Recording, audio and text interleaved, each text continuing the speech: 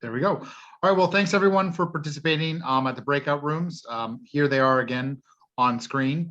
I'm going to ask in order of the rooms here in order to provide some feedback in terms of what you found. So we're going to start with Akila.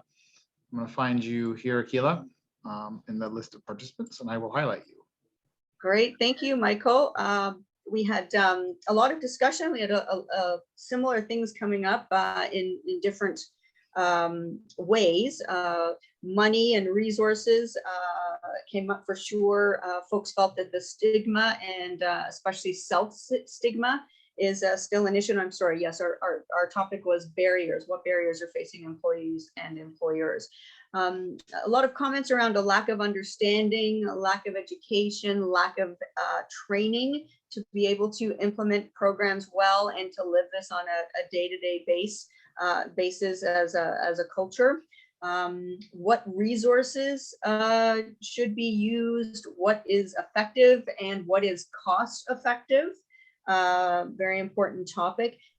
Time came up many times in our group, that they felt that time on the employee side as well as time on the business side. Clearly, this needs to be made a priority and time needs to be allocated to it if any workplace wellness program is going to be implemented effectively. So certainly time came up about every third bullet as I was taking notes.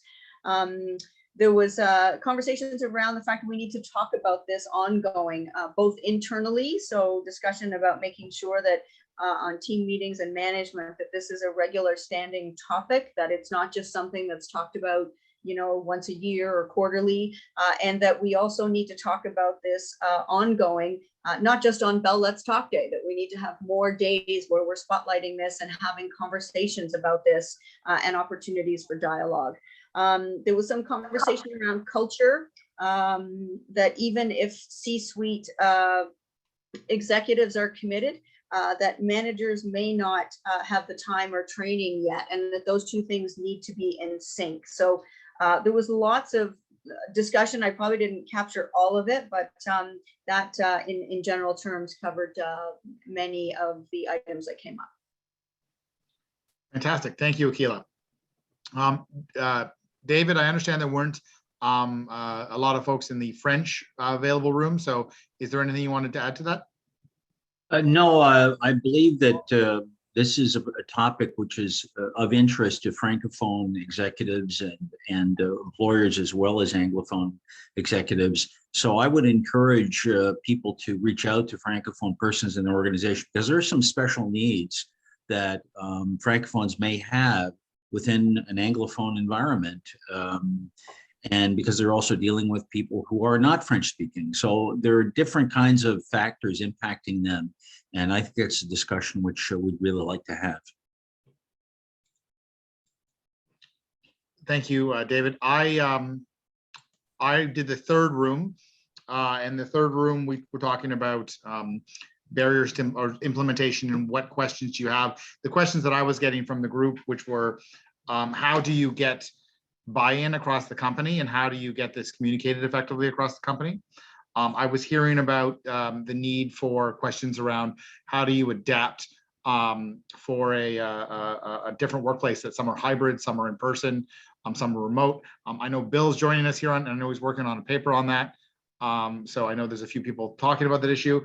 And then the question, which is similar to what Akila was talking about, is how do you get CEOs, how do you get leadership to the people who are decision makers to make this a priority? And that was the question that we were asked as well too. So for the folks who are doing the speed pitches later, definitely we're hearing about how to make this a priority. We're hearing about how to get communication across the entire organization. Definitely things we're hearing about consistently. I'm going to throw it over to Wayne. I believe you hosted the fourth room. Yes. We had a great conversation, and there were a number of different strategies. So I was madly writing notes, and a very, very interactive group. One of them, it was to make sure that everyone knows that it is okay to have these kinds of conversations, that to encourage people to share, encourage leadership to share especially. And there was an example where someone was talking about it, and we didn't get any of the detail, and but where a leader would actually share their vulnerability with others. And to have that kind of thing happen, it really breaks some of the stigma around that, and shows more humanity at the leadership level, to show that vulnerability. A strategy to encourage timely access was another key part of it. Just saying it and then making sure that it's not 3 weeks or a month down the road, that it's timely access, was a critical part. Another key strategy was to in management training, and making sure that people are trained on how to help support that type of discussion and those types of different elements that come out. Another one was encouraging team interaction. So when teams would talk, they would actually be encouraged to be open and have those types of conversations with everybody, and then which really is a good part of it. So it's not just here's what's going on in the business. It's, you know, this is what it is. And then another one that came up that I've seen happen, actually, and this was the second time I've heard someone else talk about it in some of these interactions, and that was to encourage people to share personal stories and to have sessions where people just talk about what's going on in their lives, not just the business side. And, you know, with my work with John King, it's, you know, he talks about having these triadic conversations where you get 3 people together and the topic is what happened to you outside of work, and to open it up and create a more human environment, and then get people to talk about the dog, the pet, the daughter, the son, whatever was going on in their lives. And that kind of humanity actually was a great vetting point for people. And from a strategic point of view, it could really help into that area. So those were the major ones. If I missed one, I apologize, because I was into the conversation, and while you're taking notes and participating, it can be tough. So, but thanks to the group. And thank you, Wayne, for hosting that.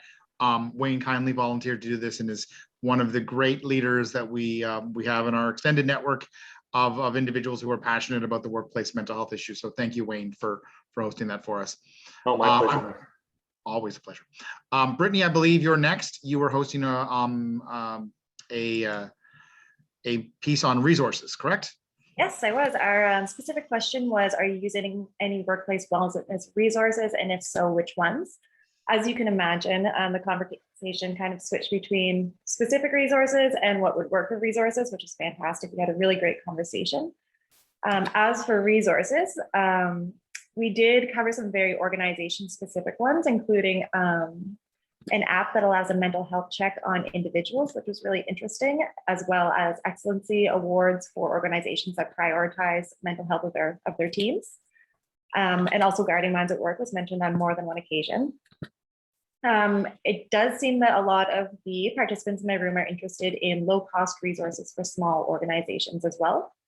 Beyond that, when we looked at how to create an effective resource or what needs to be implemented, as Akila mentioned, one thing that was said more than once was time. Time for employees is one of the most important resources that an organization can give.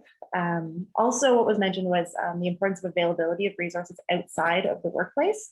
So, you know, rather than something like a lunch and learn, which is also very effective and important, something that teams can access outside of their workplaces. And also the ability to set boundaries was a big one that was mentioned.